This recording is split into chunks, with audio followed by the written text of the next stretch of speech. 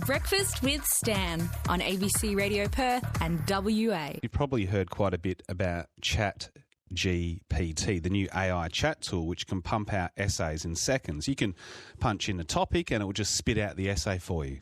Oh, could you imagine? Now, last week, Director General of the Education Department, Lisa Rogers, told Nadia Metsopoulos the tool would be banned in WA schools.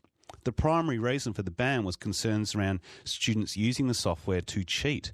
Helen Aguiar is the principal of Perth College, an Anglican girls' school in Mount Lawley, and they've pledged to keep an open mind to AI in the classroom. And Helen joins me. Do you think the Education Department's made the right call here? I mean, should this AI technology have been banned? And how do you ban it?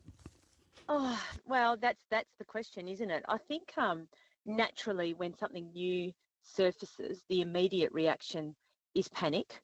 However, we do need to consider that teachers haven't really had a chance.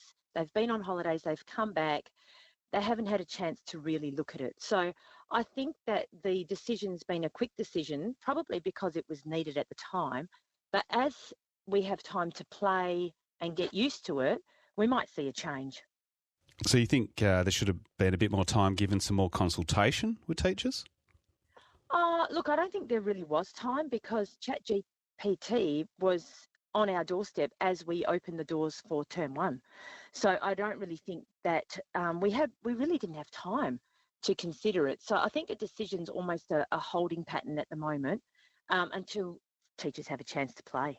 Have you already seen any examples of your students using this technology?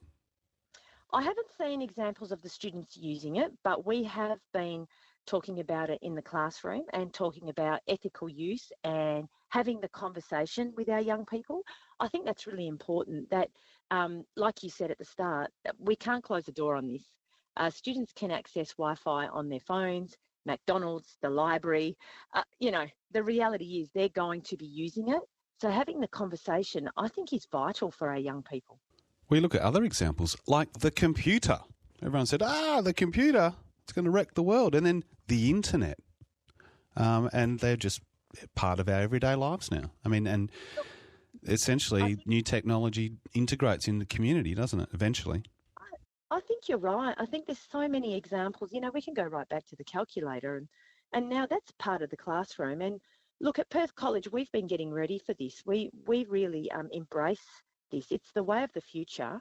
And to not allow our kids to learn about it, I think is doing a disservice to preparing them for the world they're about to go into. If we did welcome this technology, though, Helen, what's to stop people cheating? It sounds like it's pretty easy to use. Would you just let it be a free-for-all, or you'd have to have some parameters in place? I think so, and that's where we're at the moment. Just having a play, seeing what it's about, looking at what policies and procedures we might need to put in place, looking also at our assessments and how they might need to be tweaked, and having a play ourselves. I mean, look, I've used it and it's fantastic. The only thing is, I've never been able to use it as it presented itself. I've had to play with it because there's a human element, a context element that ChatGPT doesn't quite get. And so I don't think it's as easy as, here's my essay, spit it out and hand it in.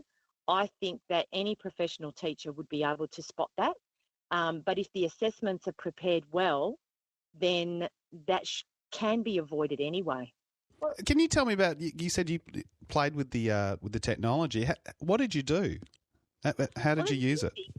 Well, I've got lots of speeches that I've been delivering at the start of the year. So I thought, let's have a play.